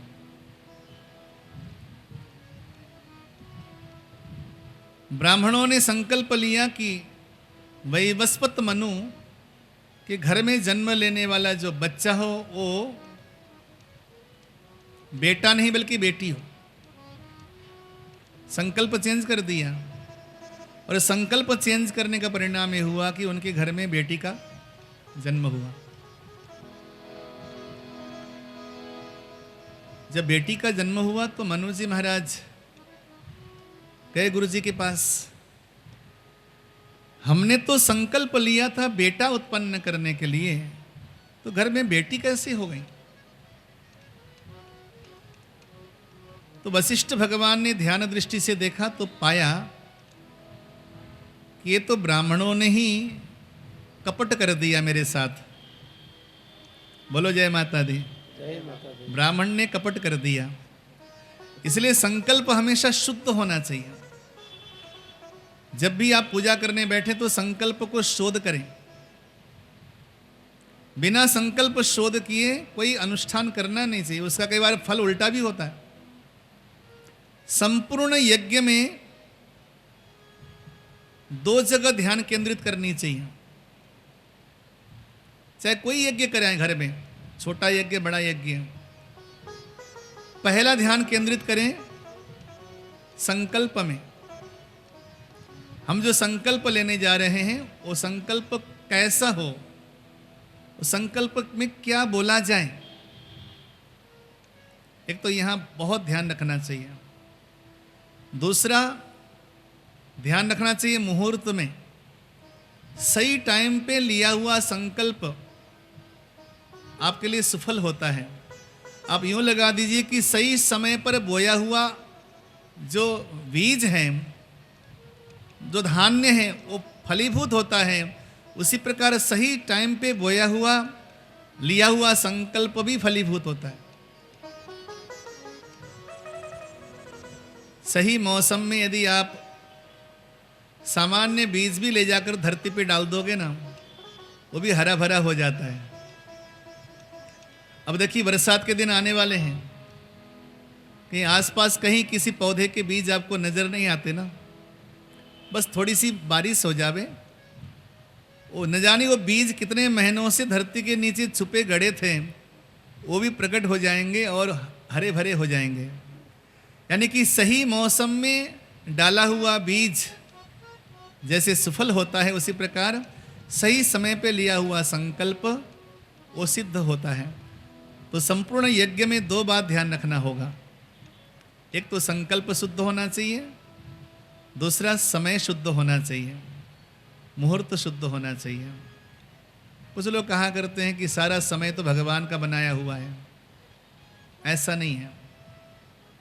ये सच है कि सारा समय भगवान का बनाया हुआ है, सारे दिन भगवान के हैं, लेकिन उनमें भी सकारात्मक और नकारात्मक समय है। और दिन भगवान ने बनाया है तो रात भी भगवान ने बनाया है। तो हमारे लिए अनुकूल क्या है? रात सोने के लिए है, दिन जगने के लिए। और यदि आप ये सोचो कि सारे दिन रात तो भगवान के बनाए हुए हैं, एक काम कर लेते हैं, दिन में सो लेते हैं, रात को जग लेते हैं, तो प्रकृति के विपरीत हुआ कि नहीं बताओ? ये ठीक है कि सारा समय भगवान का बनाया हुआ है, लेकिन अनुकूलता किसमें होती है ये ध्यान रखना होगा। तो गुरुवर वशिष्ठ ने कहा कि ये तो ब्राह्मणों ने छल कर दिया, संकल्प को उल्टा कर दिया। अब मैं अपने जजमान का कार्य सिद्ध करूंगा, ऐसा निर्णय करके गुरुवर वशिष्ठ ने अपने तपशक्ति के द्वारा वो जो कन्या उत्पन्न हुई थी, उस कन्या को 1 महीने के लिए पुरुष और 1 महीने के लिए स्त्री बनाने का निर्णय लिया। लेकिन देखो कितना विरोधाभास है। वो एक कन्या आई है, 1 महीने के लिए पुरुष बन जावे, 1 महीने के लिए स्त्री बन जावे, तो बड़ी समस्या उत्पन्न हो जाती है। आज गुरुवर वशिष्ठ ने अपनी तपशक्ति के द्वारा उस कन्या को पुरुष बना दिया। जब कन्या के रूप में रहती तो उसका नाम पड़ता इला, जब पुरुष के रूप में होती तो उसका नाम पड़ता सुद्युम्न।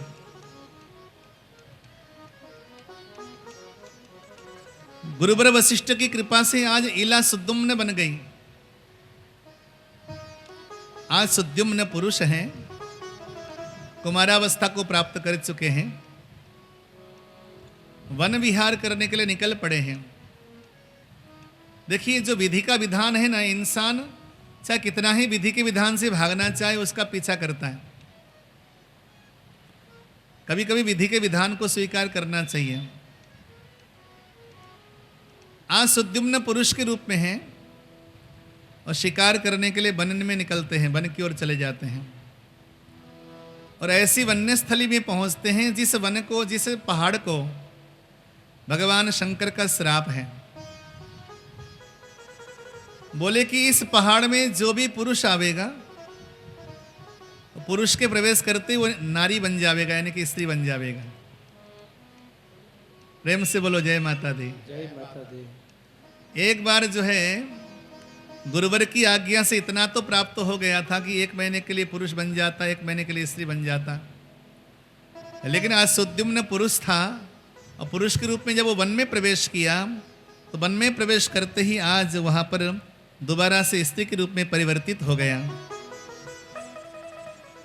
ततः प्रविष्ट सुद्युम्नो बभूव प्रमदोत्तमा श्रीभूताननुगानास्स बड़वां वीक्ष्य विस्मितः। न केवल सुद्युम्न, उनके साथ जो सैनिक गए थे वो सैनिक सारे के सारे नारी बन गए, और जो उनका घोड़ा था घोड़ा भी घोड़ी बन गई। अब तो सारा दृश्य ही चेंज हो गया।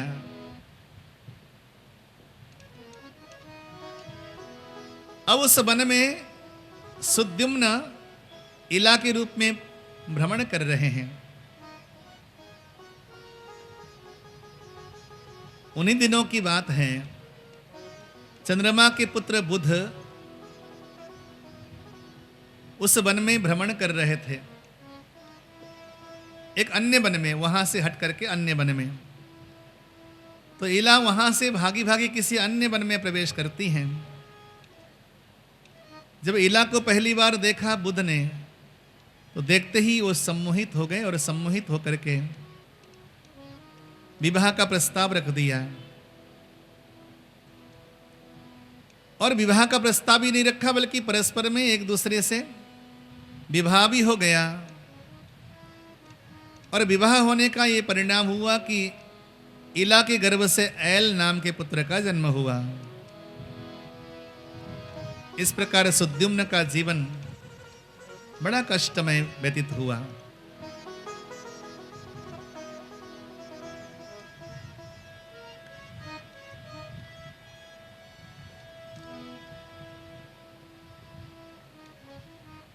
राज्य से च्युत हो गए, राज्य से बाहर आ गए। जो राजकुमार थे, जो स्वयं राजा थे, आज राज्य से भ्रष्ट हो गए।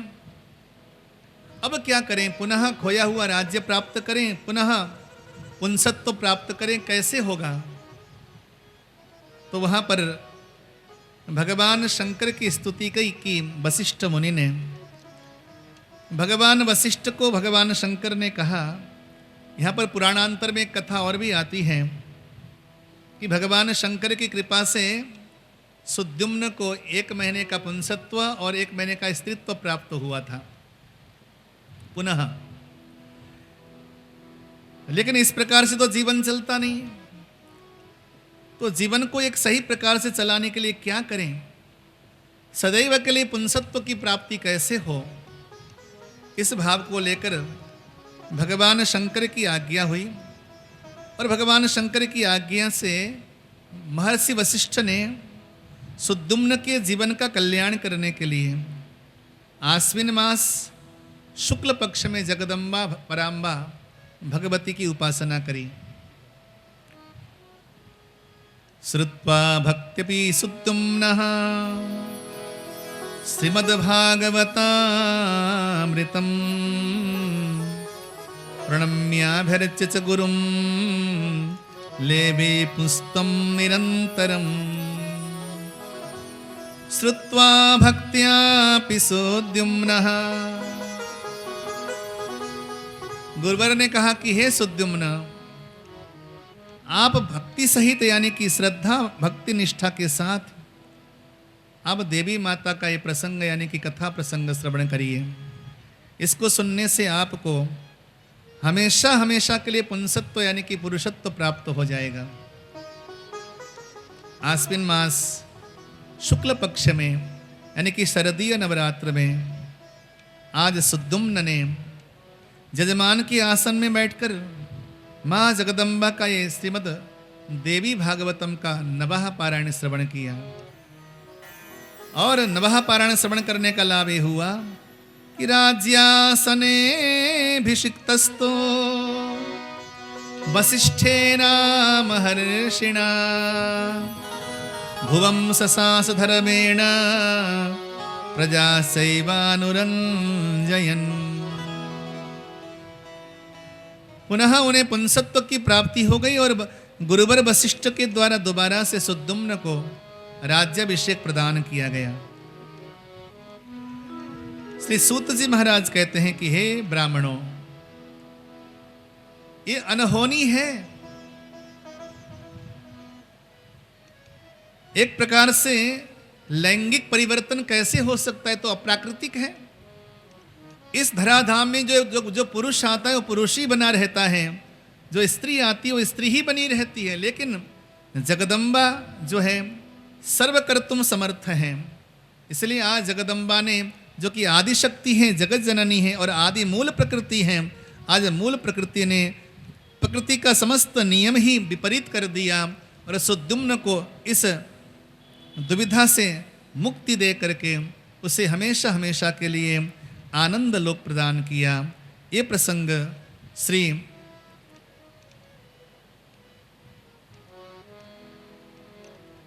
सूत जी महाराज सौनकादि ऋषियों को सुना रहे हैं और यही प्रसंग अगस्त्य मुनि को भगवान कार्तिकेय श्रवण करा रहे हैं। और आगे एक प्रसंग आता है, देवी भागवत के श्रवण करने से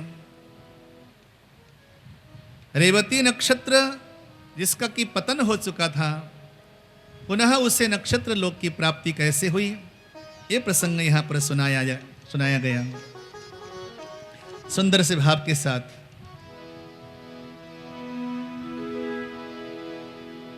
सच्ची है तू, सच्ची है तू, सच्चा तेरा दरबार माता रानिए। सच्ची है तू, सच्चा तेरा दरबार माता रानिए। सच्ची है तू, सच्चा तेरा दरबार माता रानिए। सच्ची है तू, सच्चा तेरा दरबार माता रानी। सच्ची है तू, सच्चा तेरा दरबार माता रानिए। सच्ची है तू, सच्चा तेरा दरबार माता रानी। ओ माता रानिए, जय जय माता रानिए। ओ माता रानिए, जय जय माता रानी। सच्ची है तू, सच्चा तेरा दरबार माता रानिए। सच्ची है तू, सच्चा तेरा दरबार माता रानी। कर दे दया की एक नजर माता रानिए। कर दे दया की एक नजर माता रानिए। सच्ची है तू, सच्चा तेरा दरबार माता रानिए। सच्ची है तू, सच्चा तेरा दरबार माता रानी। ओ माता रानिए, जय जय माता रानिए। ओ माता रानिए, जय जय माता रानी। सच्ची है तू, सच्चा तेरा दरबार माता रानिए। सच्ची है तू, सच्चा तेरा दरबार माता रानी।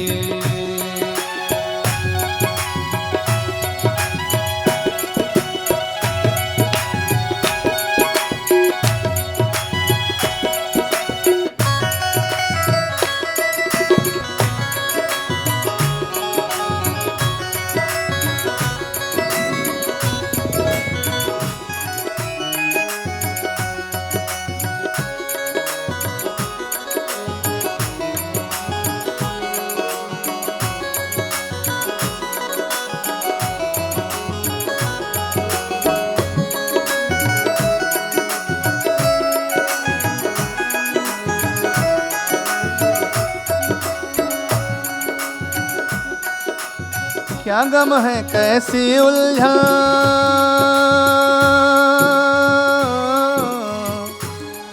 जब सर पे तेरा हाथ है। क्या गम है कैसी उलझन, जब सर पे तेरा हाथ है, जब सर पे तेरा हाथ है, जब सर पे तेरा हाथ है। हर दुख में हर संकट में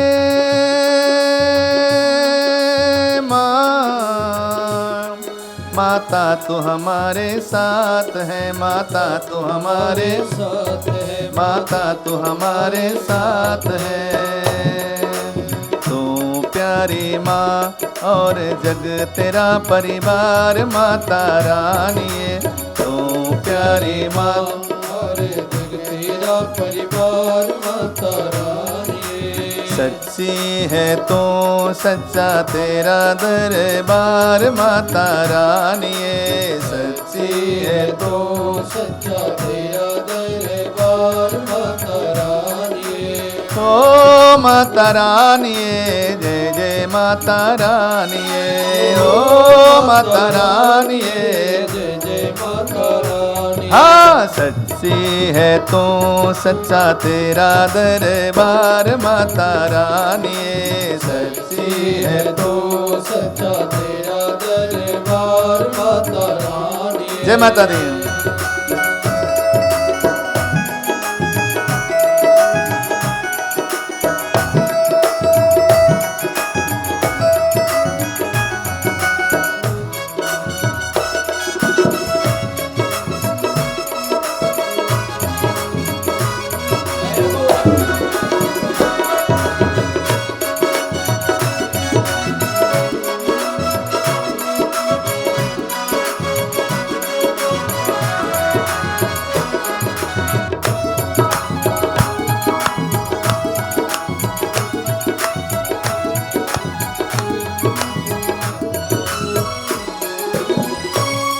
एक दो नहीं लाखों यहाँ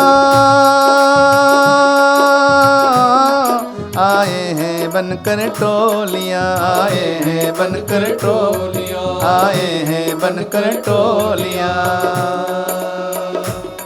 अपनी जुबां खोले बिना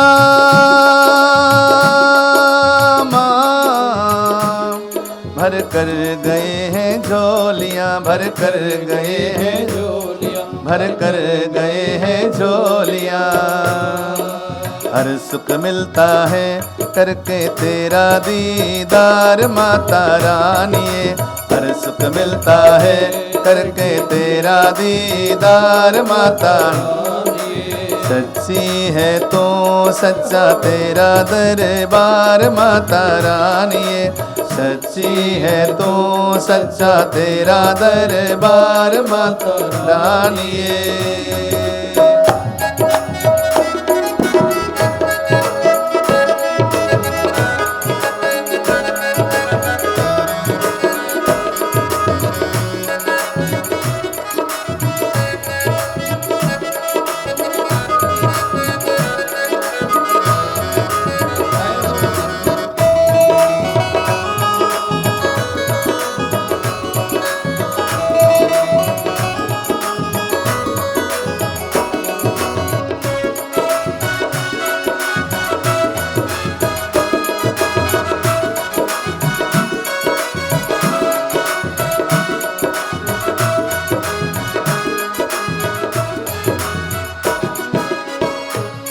तेरी दया की बूंद भी माँ ममता का एक सागर बने, ममता का एक सागर बने, ममता का एक सागर बने। पत्थर कई हीरे माँ दर को तेरे छोकर बने, दर को तेरे छोकर बने, दर को तेरे छोकर बने। जन जन पे है तेरा बड़ा उपकार, माता रानी। जन जन पे है तेरा तेरा बड़ा उपकार माता रानी ओ माता रानी जय जय माता रानी ओ माता रानी जय जय माता रानी सच्ची है तो सच्चा तेरा दरबार माता रानी सच्ची है तो सच्चा तेरा दरबार माता रानी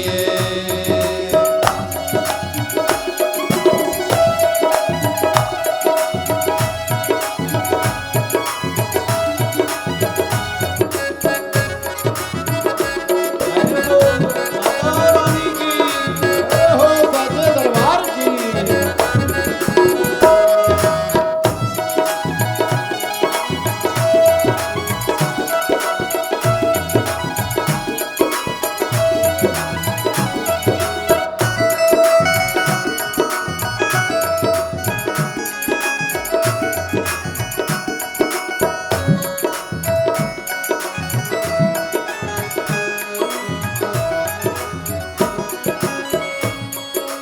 प्रेम की ज्योति जला मां, हर दिल से नफरत को मिटा हर दिल से नफरत को मिटा हर दिल से नफरत को मिटा हर दिल से नफरत को मिटा रूठे हुए बिछड़े हुए मां, रूठे हुए बिछड़े हुए भाई से भाई को मिला भाई से भाई को मिला भाई से भाई को मिला युग युग तेरी पूजा करे संसार माता रानी युग युग तेरी पूजा करे संसार माता युग युग तेरी पूजा करे संसार माता रानी युग युग तेरी पूजा करे संसार माता सच्ची है तो सच्चा तेरा दरबार माता रानी सच्ची है तो सच्चा तेरा दरबार माता रानी ओ माता रानी जय जय माता रानी ओ माता रानी जय जय माता रानी ओ माता रानी जय जय माता रानी ओ माता रानी जय जय माता हाँ सच्ची है तो सच्चा तेरा दरबार माता रानी सच्ची है तो सच्चा तेरा दरबार माता सच्ची है तो सच्चा तेरा दरबार माता रानी सच्ची है तो सच्चा तेरा दरबार माता सच्ची है तो सच्चा तेरा दरबार माता रानी सच्ची है तो सच्चा तेरा दरबार माता रानी